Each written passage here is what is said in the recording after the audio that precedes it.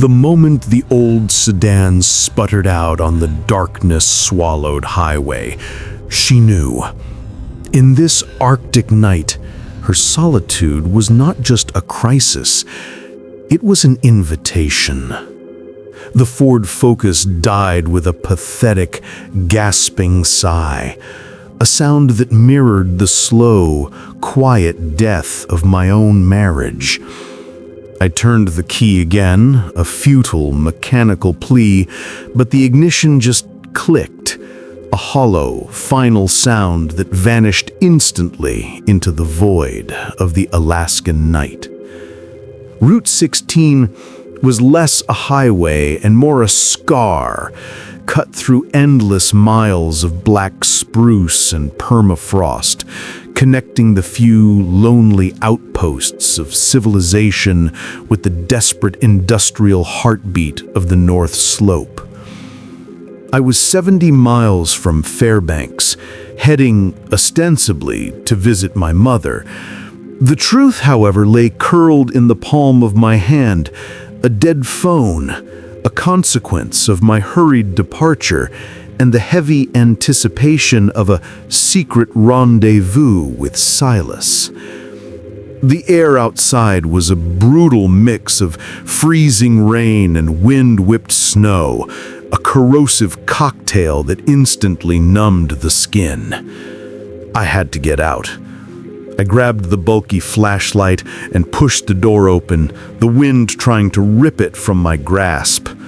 The sight was sickeningly cliché.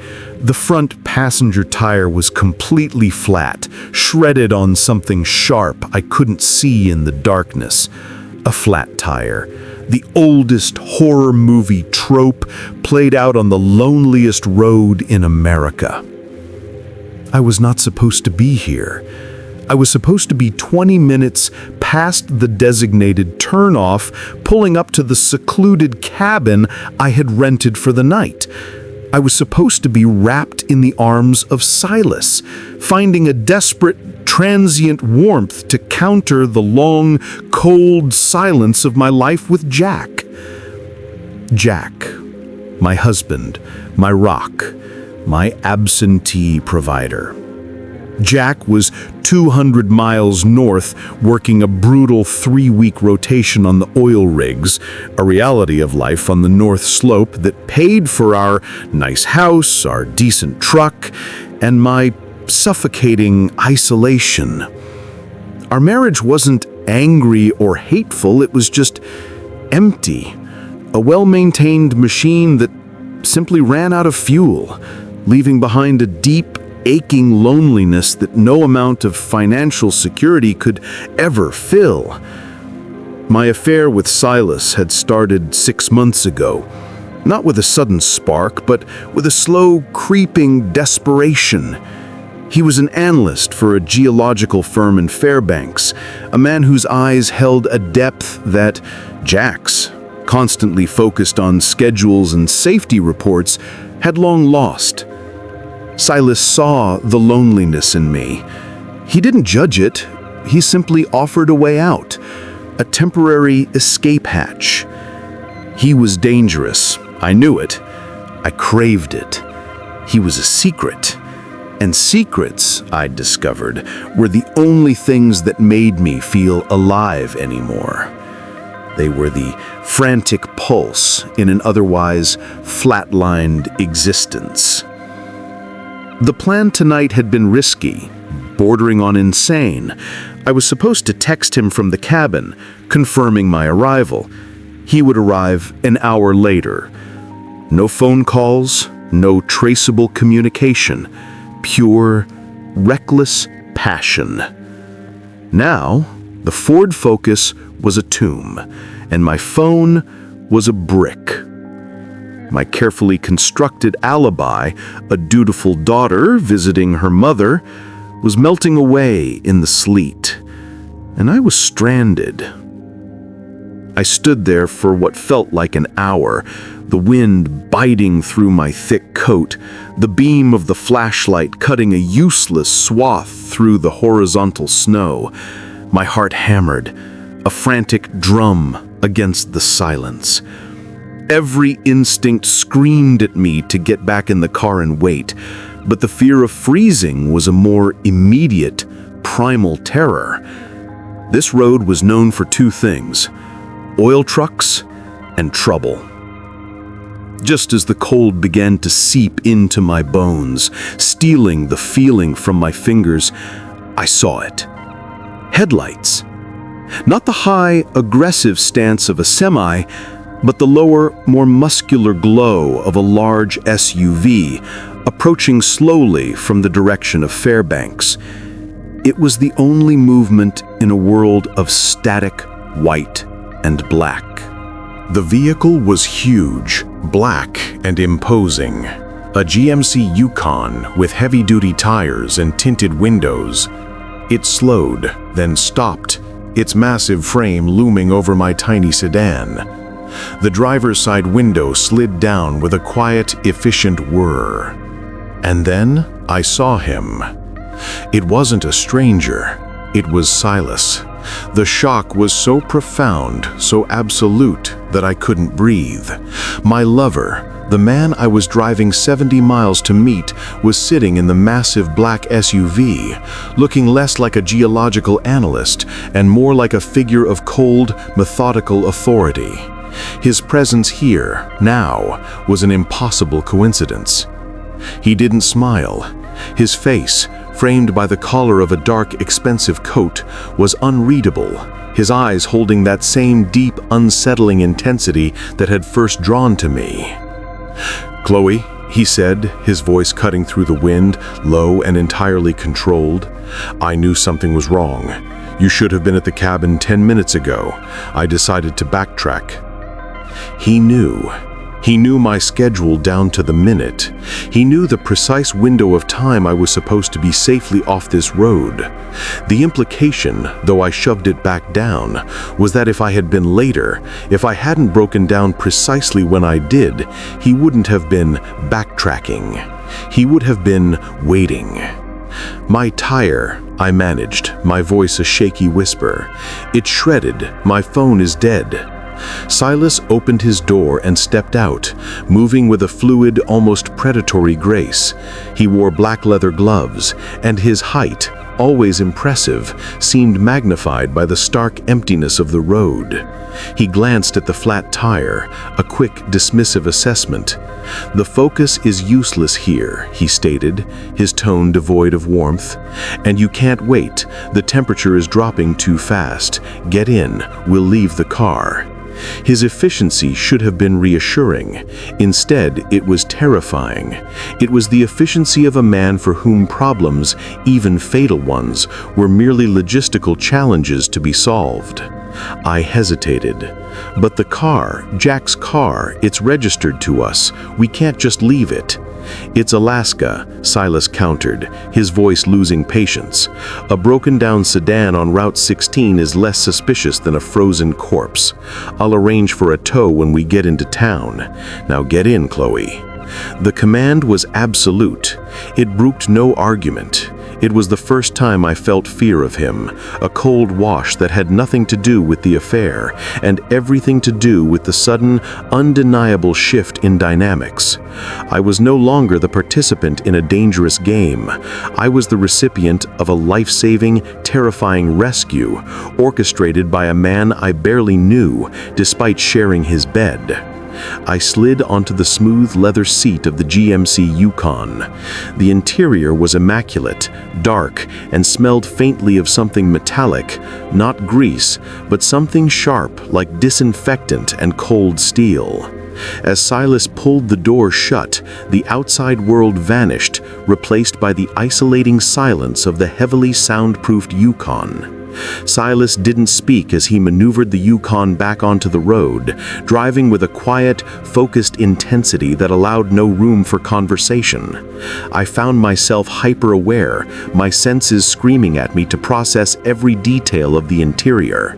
This was not the charming, slightly self-deprecating Silas I knew from the city.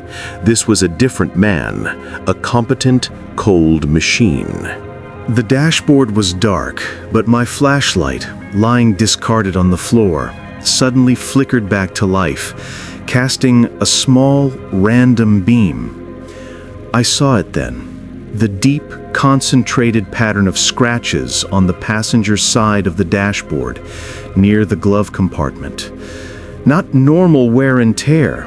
These were gouges, as if someone had violently scraped the surface with a tool, repeatedly trying to erase something or desperately cling to something.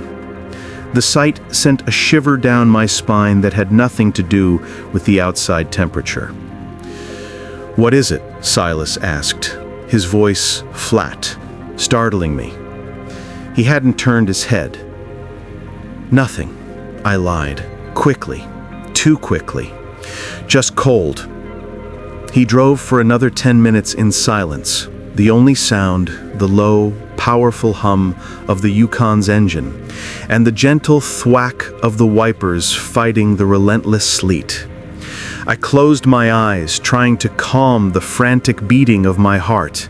"Just a nervous reaction, Chloe. You nearly froze to death. He saved you." But the terror didn't subside. It intensified, drawn by the silence and the absolute perfection of his composure. He hadn't asked why I was on Route 16, why I was traveling alone at night, or why I was so far from home. He simply accepted the breakdown as a fact, a hurdle he efficiently overcame. This was not the action of a lover. It was the action of an operative. Then I saw it. My eyes drifted to the back seat, barely visible in the dim residual light filtering in from the front console. Tucked into the crease of the leather, half hidden beneath a large, rolled-up utility blanket, was an object that didn't belong. A woman's handbag. It wasn't a large purse. It was a stylish, structured clutch, the kind of bag a woman would carry to dinner or a party. It was a rich, wine-red color, and its metallic clasp, catching a shard of light, winked back at me. My breath hitched.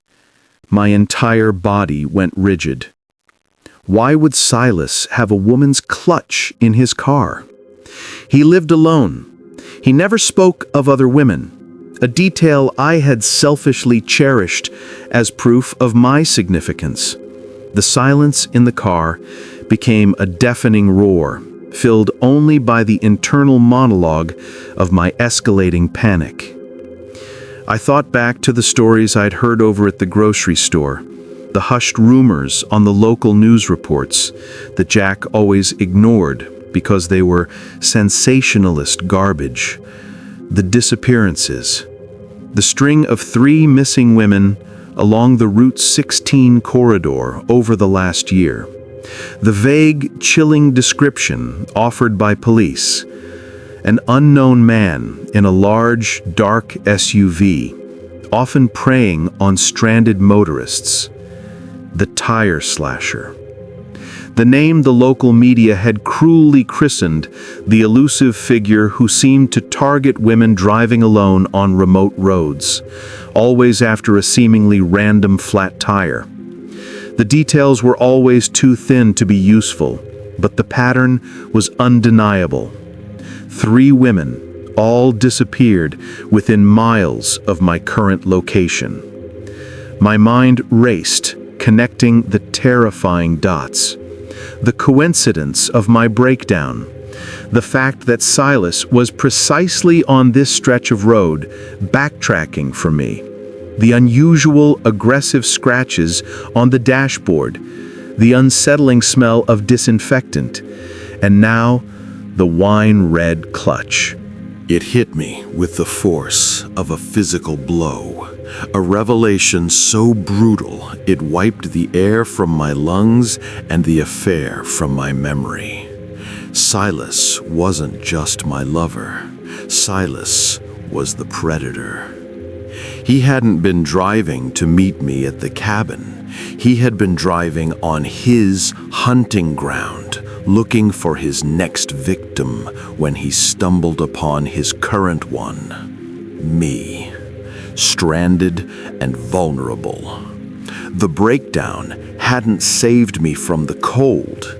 It had saved me from him by forcing him to drop the mask and assume the role of rescuer to protect his secret identity from being revealed by a missing person report that pointed directly to the killer's route. I was riding in the killer's car. The clutch in the back seat belonged to the last woman he rescued. My survival now hinged on one terrifying fact. He doesn't know I know. I had to become an actress. I had to erase the frantic terror from my eyes, slow the frantic beating of my pulse, and appear exactly as he expected me to be, the grateful, relieved lover who was only concerned about getting safely into Fairbanks. I was the witness, the evidence, and the potential next victim, all wrapped in a thick wool coat. The silence stretched, a taut wire ready to snap. I forced myself to speak, injecting a tremor of relief, not terror, into my voice. "Thank you, Silas. I was terrified. I don't know what I would have done if you hadn't come for me." He nodded, a brief, cold acknowledgement. "It's a dangerous road, Chloe. You shouldn't take chances, especially alone." A dangerous road. He spoke with the detached knowledge of a man who makes the road dangerous. Did you see anyone else out there?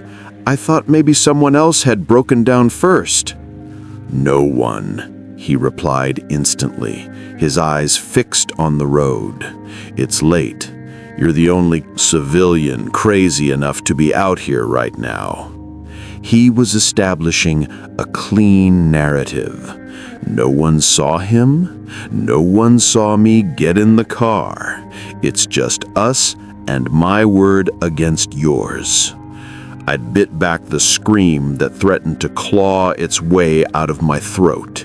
He was meticulous, calculated, and I, in my desperate loneliness, had walked directly into his carefully constructed web, seduced by the very charisma that allowed him to prey on vulnerable women.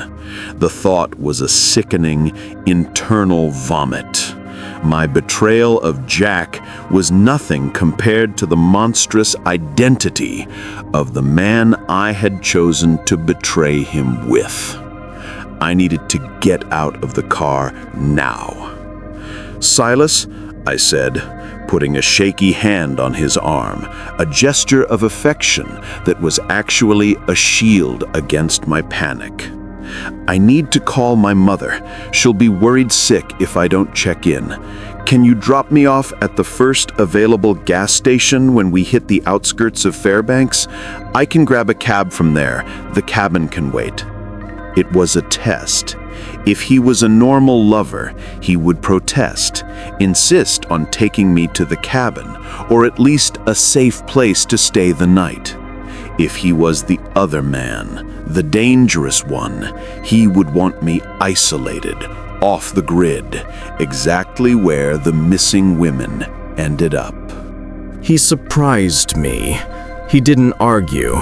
He simply glanced at his side mirror, his expression still and focused.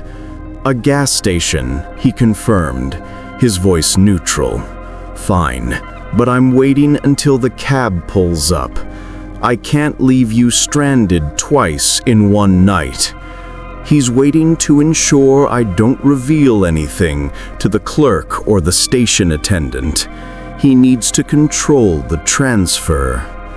My relief was diluted by a terror that was now a cold, constant companion. I had bought myself a few more minutes of life. I looked back at the red clutch again, memorizing the shape, the color, the chilling fact of its existence. It was my insurance policy.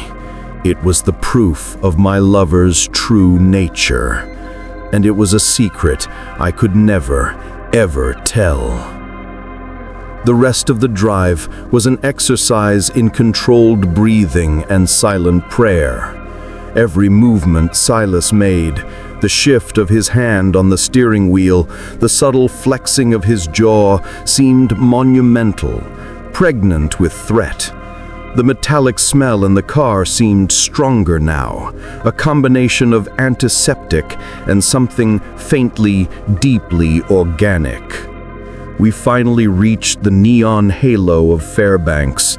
Silas pulled into a brightly lit 24-hour service station on the perimeter of the city. The contrast between the brilliant, harsh light and the blackness of the Yukon was jarring. He cut the engine. "Call your mother. Call a cab. I'll wait."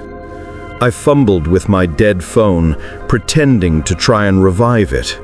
"It's completely dead. I'll use the payphone inside." I opened the door and stumbled out, the cold air a welcome shock after the suffocating heat of the car. I didn't look back. I practically ran inside to the small counter, grabbing a prepaid phone card and fumbling with the payphone receiver. I called my mother first, my voice shaking with a manufactured combination of relief and road fatigue. I lied about the breakdown, the rescue, the cab. I secured my original alibi. Then I looked across the crowded, brightly lit service station at the black Yukon. Silas was still inside, watching, waiting. His face was obscured by the tinted glass, but I knew his eyes were fixed on me. I hung up the phone and walked towards the cashier. "I need a cab number for a hotel, please," I whispered, the words barely audible. The cashier, a bored teenager, pointed to a rack. I grabbed a flyer, then turned, walking towards the exit. I didn't stop. I walked past the black Yukon, keeping my head down, my pace fast, but not frantic. I saw Silas stir within the vehicle, a slight movement in the darkness. I kept walking, not towards the street, but around the corner of the building where the shadows were deeper. I fumbled for my own house key, the small, sharp edge of which I kept wedged in my palm, my pathetic weapon against the vastness of his capability. I didn't call a cab. I kept walking, away from the gas station, away from the black Yukon, away from Silas. I was terrified he would realize my flight, realize I knew, realize I was evidence, and come after me. I walked until my lungs burned, until the biting wind was the only thing I could feel, until the lights of the service station were a distant, sickly glow behind me. I made it 2 blocks before I collapsed against a frozen fence, dry heaving from the terror and the freezing cold. I pulled out my phone. It was still dead, but the cold clarity of the situation was violently alive in my mind. I was safe, for now, but I was carrying a secret that was heavier than any crime. I knew the identity of the tire slasher, and he was the man I had cheated on my husband with. I couldn't go to the police. I couldn't tell Jack. My confession would destroy my life, erase my reputation, and turn me from a victim into a suspect. A conniving mistress who was trying to pin a series of murders on a man whose reputation was immaculate. Silas would simply deny the affair, claim he only offered a Samaritan rescue, and point to my hysterical breakdown as proof of my unreliability. My affair was his perfect shield. My silence was his license to kill. I had survived the road, but I was now trapped in a psychological prison constructed entirely from my own guilt and betrayal. The red clutch, the scratches, the smell, those were my burden, my terrible secret. I finally reached a small, rundown motel and rented a room for the night, paying cash. I locked the door, pulled the curtains tight, and lay awake, listening to every creak, every noise, the silent promise of the black Yukon returning for the witness he let walk away. I had sought danger and excitement in the arms of a lover to escape the emptiness of my marriage. I had found danger beyond anything I could have imagined. My life was a lie, and now my survival depended on keeping that lie perfectly intact. I had to go back to Jack. I had to repair the Ford Focus.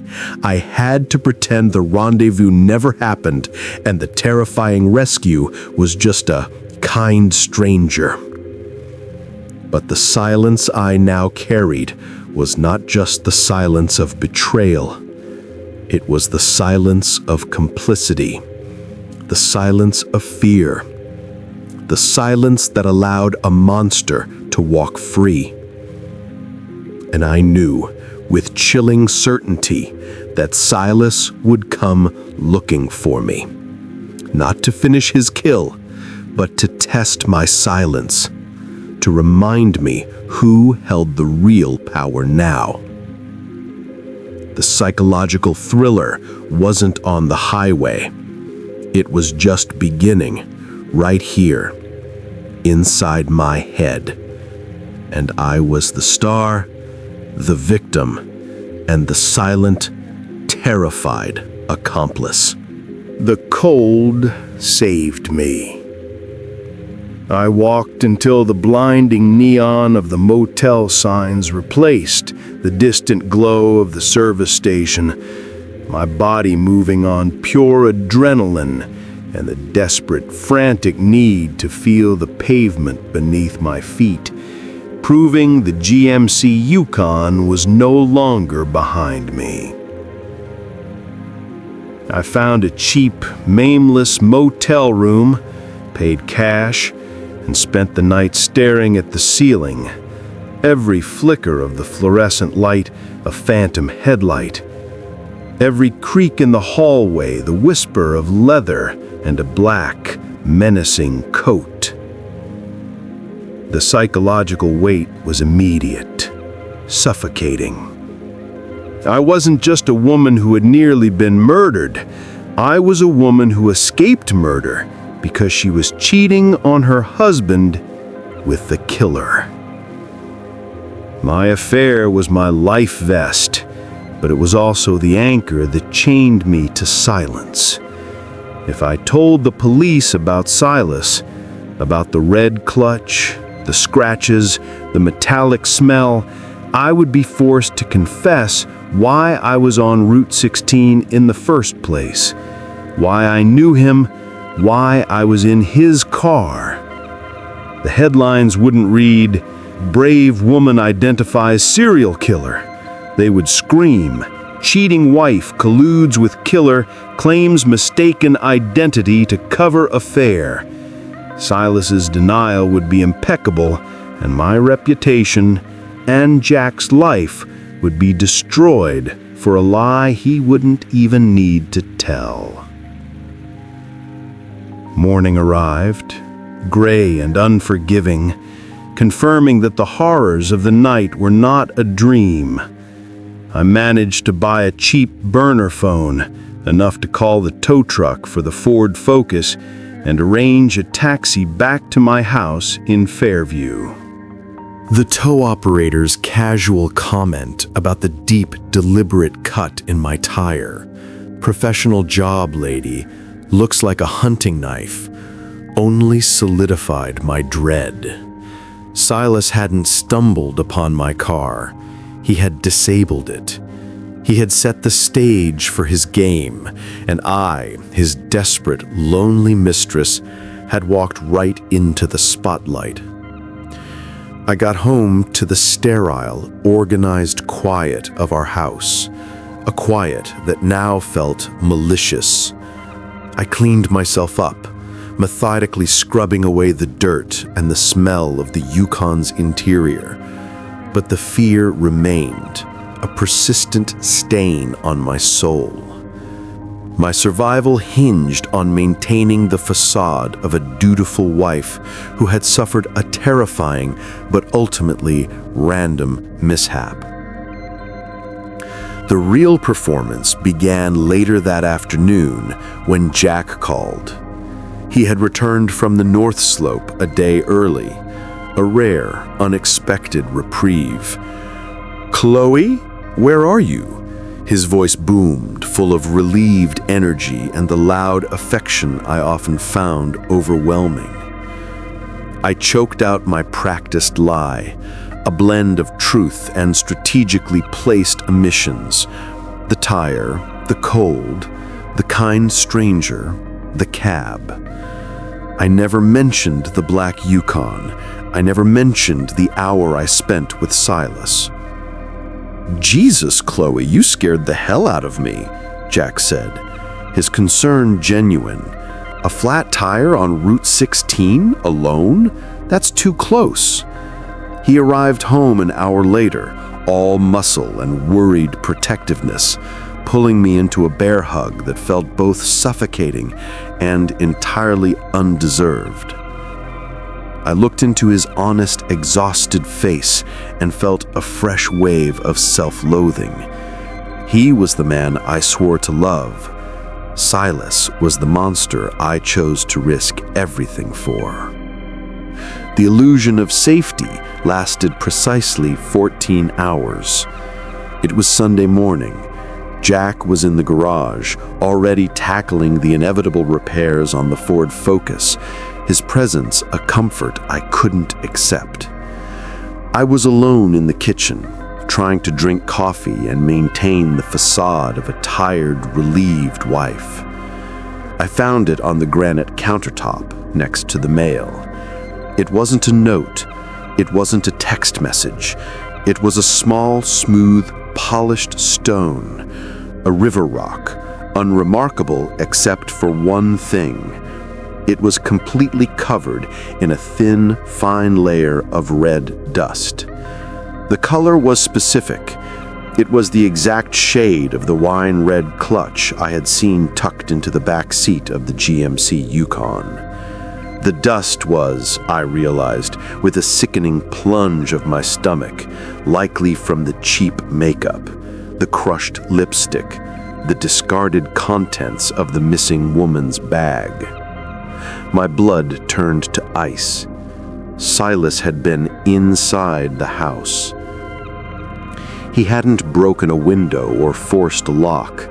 He had come in while Jack and I were sleeping, moving through the darkness with the predatory confidence of a ghost.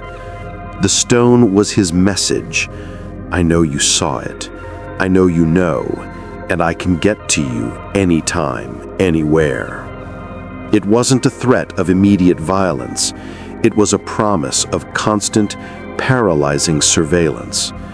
The game was no longer about physical survival. It was about psychological control. I snatched the stone and ran to the sink, scrubbing the red dust down the drain until the granite shone clean. But the knowledge remained, the terrifying certainty that the monster I had chosen as my secret escape had now made my home his hunting ground. The silence of the house, which I once craved, was now tainted by the awareness of his unseen presence, his ability to penetrate the walls and the safety of my marriage.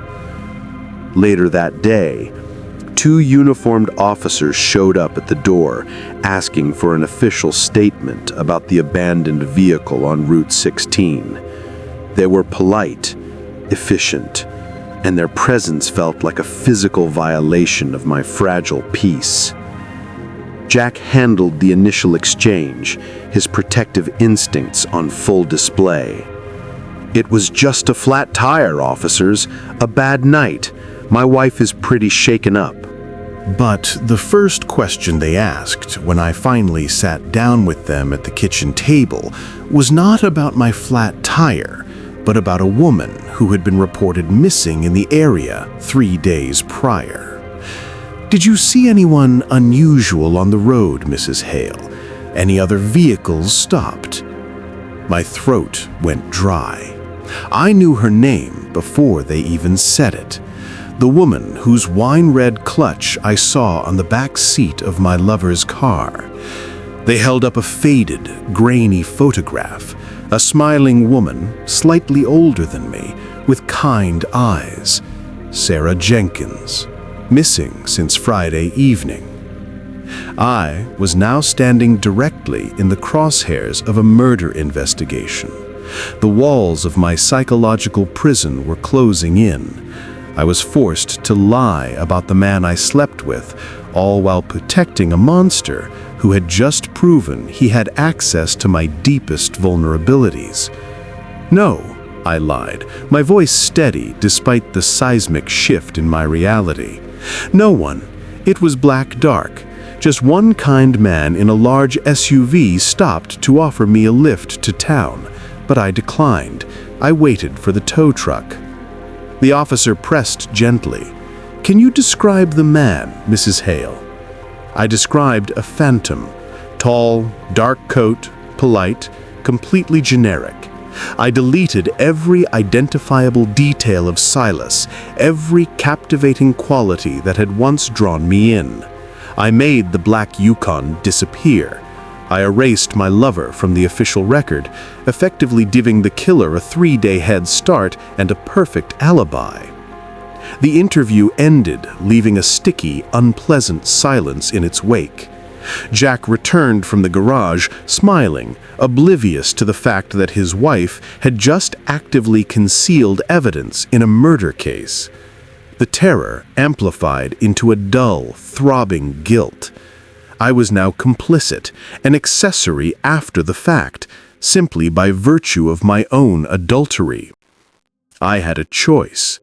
Sacrifice myself and destroy Jack by confessing the affair and exposing the killer, or protect my life and my marriage by letting a monster walk free and continue to hunt. The memory of the small river rock and the red dust flashed in my mind. Silas had control. He knew my home. He knew my secret.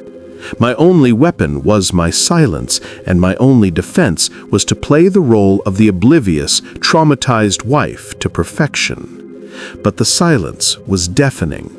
Every time I looked at Jack, I saw the ghost of Sarah Jenkins, the woman whose life I had failed to save.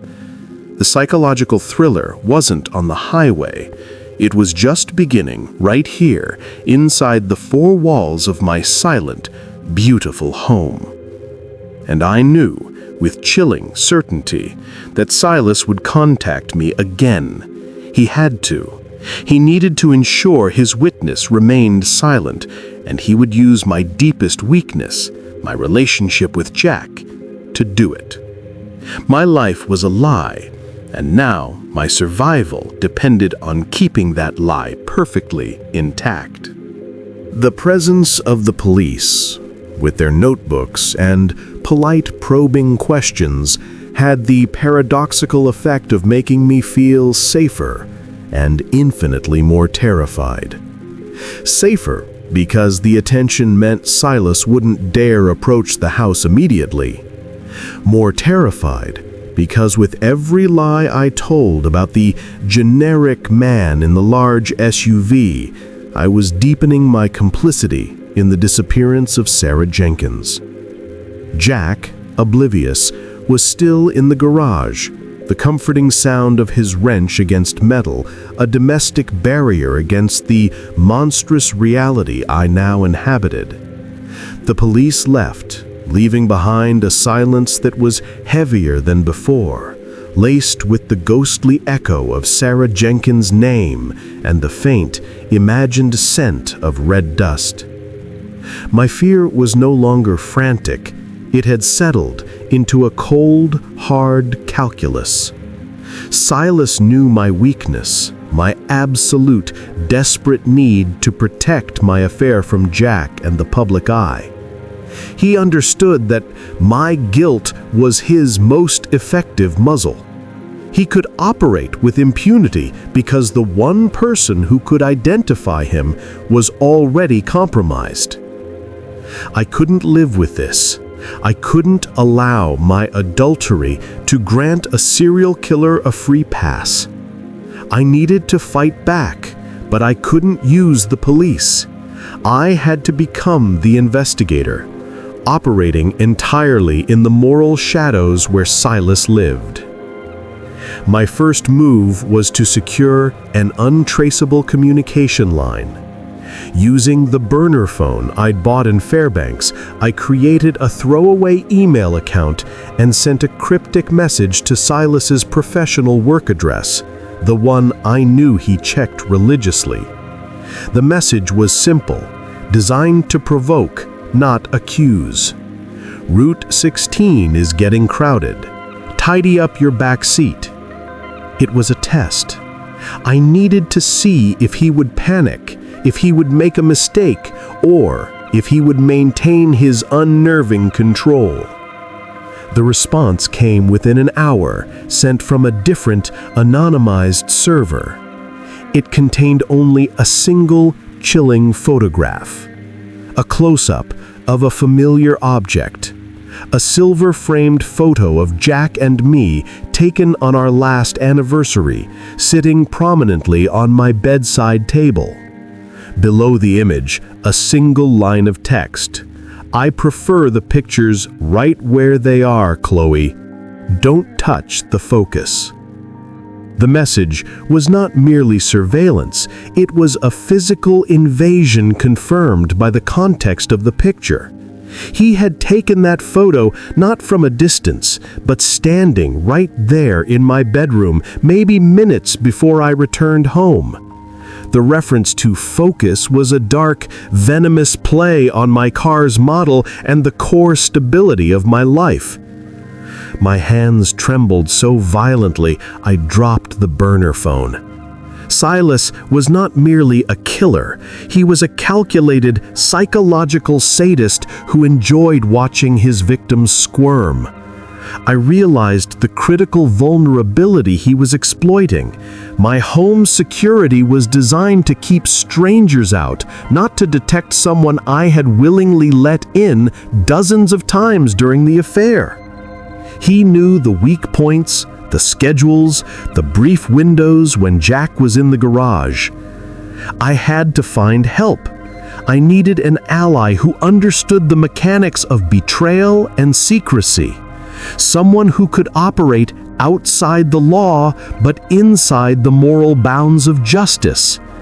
The answer lay in the darkest corner of my past. My college roommate, Maria Vasquez. Maria had a chaotic, brilliant mind and a long history of dealing with individuals who operated outside the lines.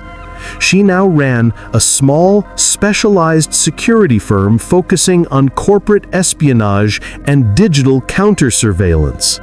Maria owed me nothing, but her sense of justice was ruthless and absolute. I emailed Maria, omitting all details about the affair and the murder, framing it as a professional threat. I need immediate, untraceable security review of my home and digital life. I suspect a former associate is attempting corporate espionage and harassment. Confidentiality is paramount. I need you here tomorrow. While waiting for her response, I started my own, desperate amateur investigation into Sarah Jenkins. The police had mentioned her name and shown me the photo, but I needed more than just a face. I scoured local news archives and missing persons reports searching for any connection between Sarah and Silas. The news reports were thin, focusing on Sarah's job as a librarian and her dedicated volunteer work. She was described as quiet, reliable, and completely harmless. Exactly the kind of woman who wouldn't attract attention from a calculated predator. I found one small detail that made my blood run cold. Sarah Jenkins' car had also been found abandoned a few miles from where my Ford Focus broke down. The police suspected a flat tire was the cause. But the real shock came from a deeper search. I found a brief article about Sarah's favorite hobby, rock collecting. She was known for spending weekends hiking the remote riverbeds and roadsides of Route 16, searching for unique geological specimens. Rock collecting. The image of the small, smooth, polished river rock covered in Sarah's red dust flashed into my mind. Silas hadn't just grabbed a random stone. He had taken a piece of Sarah Jenkins' collection, a fragment of her identity, her passion, something deeply personal, and left it on my granite counter as a trophy and a warning. He was not a senseless killer. He was an artistic predator, turning his victims' lives into macabre, personalized messages. My fears solidified into a bitter, ice-cold resolve. I had to be just as calculated, just as ruthless, and just as meticulous as Silas. Maria's response landed in my inbox late that night. "I'll be in Fairbanks tomorrow evening. We are doing this outside the system. Tell no one. Prepare the kill zone." The phrase, stark and professional, was the only sanity I had left. My psychological defense had failed. My passive resistance had only provoked him. It was time to switch from hiding to hunting.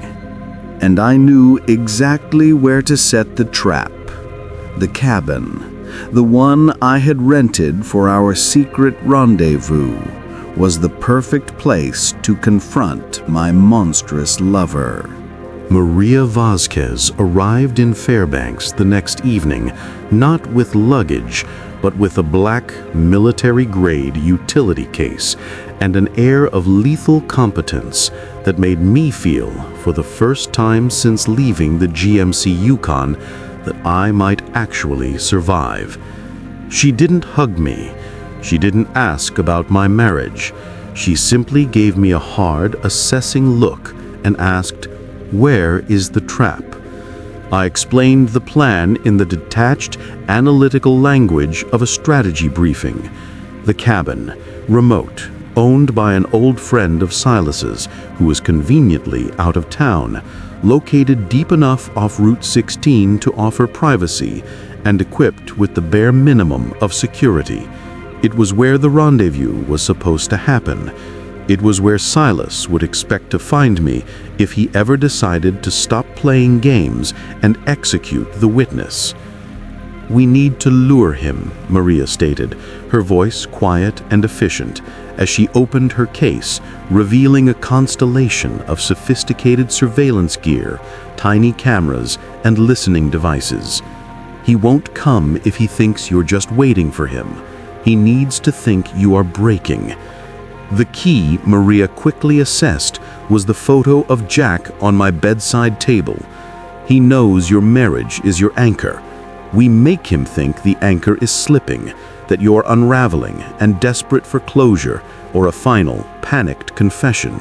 We use the one thing he hates, the possibility of losing control. Our plan was brutal in its simplicity. I would send Silas a message that appeared to be a final emotional breakdown, confessing my guilt and my inability to live with the secret, but demanding one final desperate meeting at the cabin to explain why I had lied to the police about his rescue. The message must not be a threat, Chloe. It must be a cry for mercy, Maria instructed, setting up miniature cameras that could be hidden inside the cabin's knotty pine walls. He won't come to silence a threat. He'll come to savor the absolute power of watching you confess your terror to him. He needs to know he won't be surprised.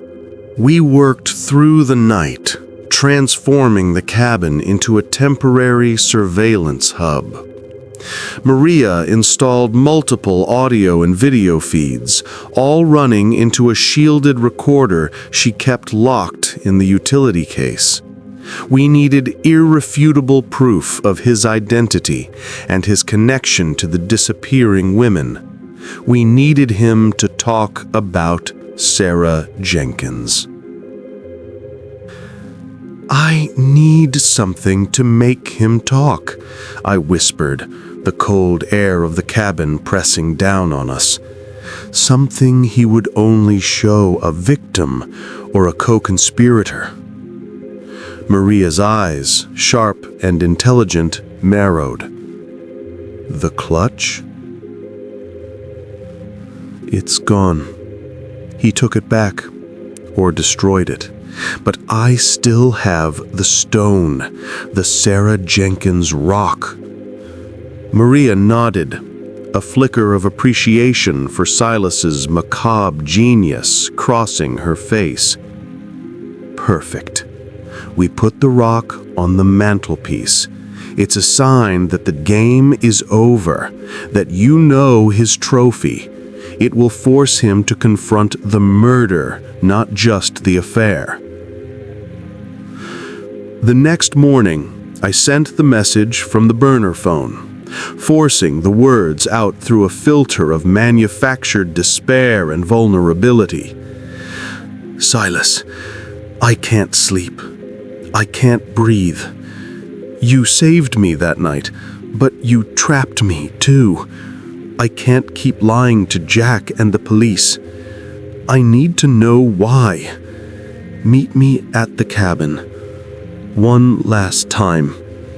Friday night. Please, I just need you to look at me when I break." It was a beautiful lie, woven with the truth of my emotional state. I hated lying, but now every word was a calculated step towards justice. The waiting was the worst.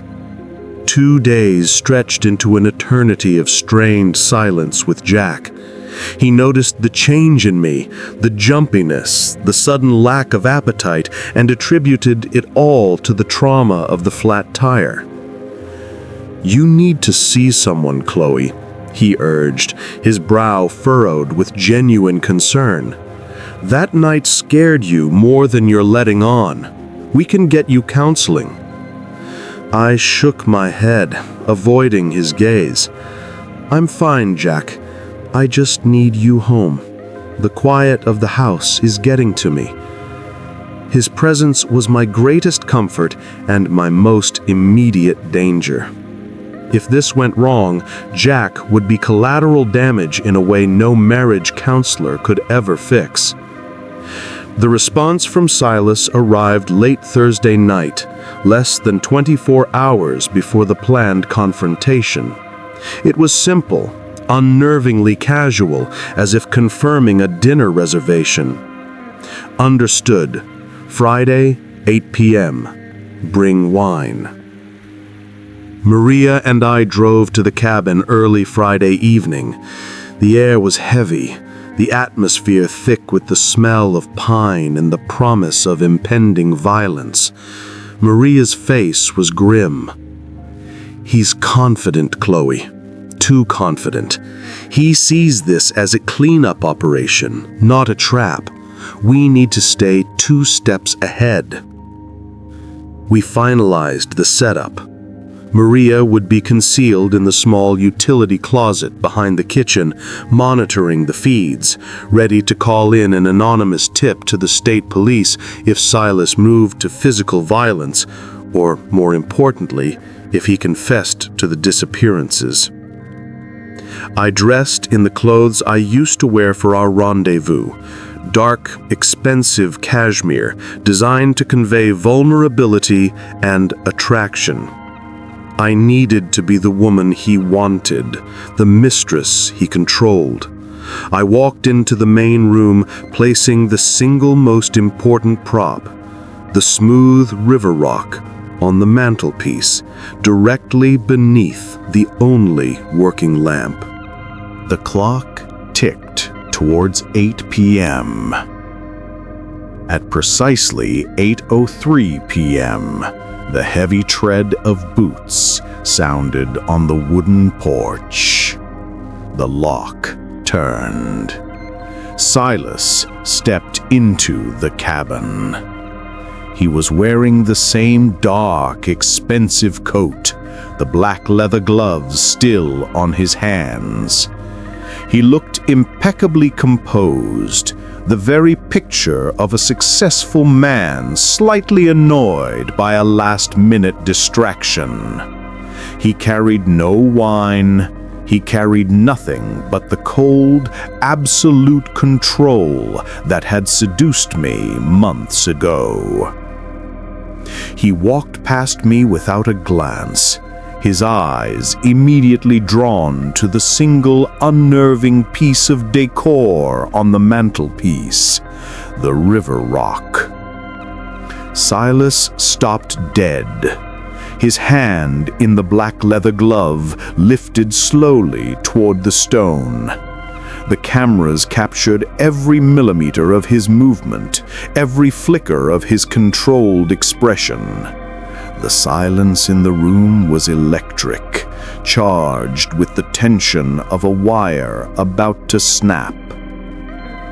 He finally looked at me, and his eyes were no longer the warm, seductive eyes of my lover. They were flat, analytical, and utterly predatory. "You shouldn't have done that, Chloe," he said, his voice dangerously low, almost a purr. "You should have kept the focus where it belonged." "Where does it belong, Silas?" I asked, my voice shaky but holding firm, the performance of the desperate woman beginning. "In the grave with Sarah Jenkins? Or in my home, pretending I'm still a faithful wife?"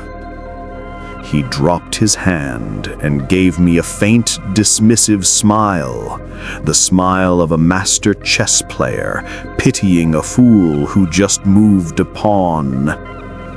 "Ah, the confession. That's why you asked me here, isn't it? Not to confess the lie, but to confess the fear." He took a step closer, removing one glove, the gesture slow and deliberate. "You realize what you've done, don't you? You've confirmed that you are the only variable, the only witness who knows what that rock means. And witnesses," he said, taking another step, the words chillingly final, "tend to disappear." My heart hammered, but Maria's voice, a steady, calm drone, was in my hidden earpiece. "Keep him talking, Chloe. We need the name. We need the method." "I didn't tell anyone," I whispered, forcing tears to my eyes. "I risked everything for you, Silas. I lied to the police about that night, about the man who helped me. I protected you." He laughed, a short, cruel sound that held no humor. protected me? No, Chloe. You protected your own pathetic secret. You protected your little life with Jack. And that, he stepped close enough for me to smell the metallic disinfectant on his clothes, is exactly what I counted on. He reached out, his bare hand cold on my chin, forcing my gaze up to his. You were always the perfect choice, Chloe. Lonely, reckless, and deeply dependent on secrecy. When I disabled your car, I knew exactly what you would do. I knew you'd jump at the rescue. And I knew your guilt would be the best kind of silence, the silent complicity of the adulterer. The Rock, I choked out, pushing past the terror, focusing on Maria's instructions. Why the Rock, Silas? Why her collection? His eyes glazed over momentarily, a flicker of cold, private satisfaction. They all leave something, Chloe, a little bit of themselves, a final contribution to my study of human behavior. Sarah was a collector. She found that piece for me on the riverbed, right where I left her. It's a signature, a message from the last person they trusted to the first person who might know the truth. And the clutch? I pressed, my voice barely audible. The red clutch? Silas smiled, a slow, terrifying peeling back of the mask. That wasn't Sarah's, Chloe. That was a tool. A carefully placed seed of doubt, designed to provoke exactly the reaction I needed. Panic, fear, and a desperate, lonely return to the one person who you thought knew the real you. Me. He leaned in, his lips brushing my ear, his final words a venomous, triumphant whisper. The clutch was a test, Chloe, and by leaving it on the counter for you to find, I knew I owned you completely. You came here not to break me, but to break for me. And now that you have confessed your weakness, it's time to ensure your silence is prominent. His arm tightened around my waist, his movement now fast and purposeful, pulling me towards the utility closet, not the closet where Maria was hiding, but a closet on the opposite side of the room designed for storage. I need to leave Jack a clean narrative, Chloe. A tragic disappearance, just like the others. But this time, I leave the proof of your adultery behind. They'll call it a crime of passion, a desperate flight by a woman consumed by guilt. As he dragged me towards the closet, his grip like iron, the adrenaline finally surged, clearing my mind of all fear. I knew two things. Maria had his confession on tape, and I was not going to be his final victim. I twisted, using the small, practiced movement Maria had drilled into me, and simultaneously brought my foot up, kicking the back of his knee as hard as I could. Silas grunted, his grip momentarily slackening. In that split second, I lunged, not for the door, but for the kitchen counter where I had placed my own piece of evidence. A heavy, fire-cured ceramic mug filled with boiling water, courtesy of Maria's clever preparation. I swung the mug, not at his face, but at the side of his head, relying on the weight and the shock of the heat. The ceramic cracked against his temple with a sickening, wet sound. Silas roared, not just in pain, but in stunned fury. He stumbled backward, his hand flying to the wound, his meticulous control finally shattering. I heard the door of the utility closet burst open behind me. Maria, the silent shadow, was finally visible, emerging from the darkness, not with a gun, but with the cold, hard gleam of a professionally wielded taser. "It's over, Silas." Maria's voice was sharp, steady, the sound of final judgment. "The tape is rolling. Game over." The cabin, once the scene of a planned affair and then a planned murder, now descended into the messy, chaotic reality of a capture. Maria's taser was not a subtle instrument. The sound was a sharp, clinical crack that cut through the silence, and the charge slammed into Silas's torso just as he lunged forward towards me, fueled by narcissistic rage. He collapsed instantly, the meticulous predator reduced to a twitching, useless heap on the pine floor, his control finally, brutally annihilated. Maria moved with practiced speed, efficient and cold.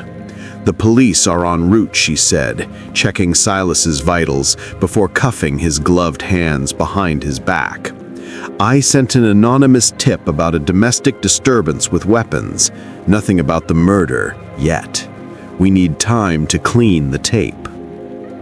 The tape, the hard evidence, the cold clinical recording of Silas confessing his methods, his collection of trophies like the Sarah Jenkins rock, and his intent to stage my disappearance as a crime of passion. It was my salvation, but it was also my permanent record of adultery and complicity. "We have to decide, Chloe," Maria said, her eyes intense. "We hand the police the tape. Silas goes away forever, but the police will hear everything. Your affair, your lies to Detective Chase, and your knowledge of the rock. They will call you a key witness, but your life will be destroyed. Jack will know, the media will know, and the psychological defense Silas built, the one based on your shame, will win." The silence of the cabin was broken only by the low, pathetic groans of the recovering killer. The choice was simple, yet impossible. I walked over to the mantelpiece and picked up the river rock, Sarah's rock. It was smooth, cold, and heavy. I looked at the dark form of Silas on the floor and realized the depth of his cruelty. He didn't just kill women, he psychologically dismantled them and their loved ones. To let him win, even from prison, by destroying my marriage with his venomous words, was unacceptable. We edit the tape, I decided, the words ice cold and final. We strip out everything before the confession. We keep the method, the trophy, the plan. We leave in enough of my voice to show I was terrified and coerced, but nothing about the affair, nothing about the initial lie to Chase. Maria didn't flinch. "That's felony evidence tampering, Chloe. It's dangerous, but it might save Jack."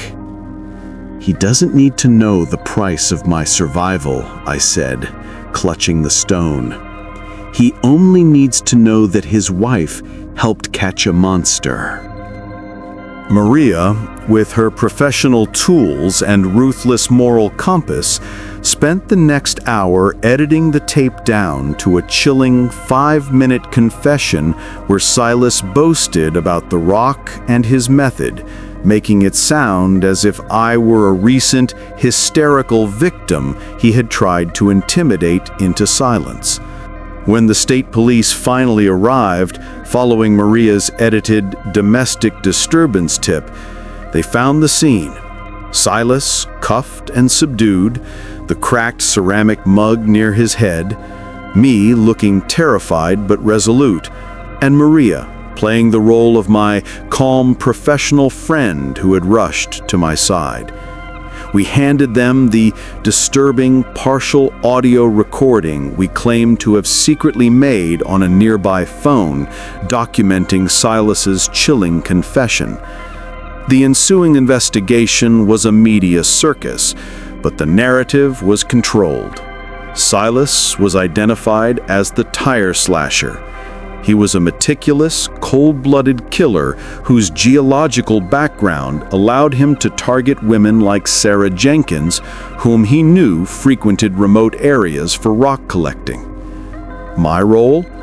I was the heroic survivor who had the courage to fight back, whose initial confusion and fear led to a momentary lie to Detective Chase about the Yukon, but whose quick thinking and Maria's timely arrival ultimately brought a monster to justice. Silas was charged with multiple counts of murder and kidnapping. His reputation, the very thing I had once found so charming, was shattered into a million pieces. The psychological game was truly over. But the silence I bought came at a devastating cost. I was safe, my marriage was intact, and Jack looked at me with a newfound reverence, the wife who faced down a killer. Yet every night when I lay beside him, I felt the phantom presence of Silas's cold hand and the burning shame of the secrets I kept.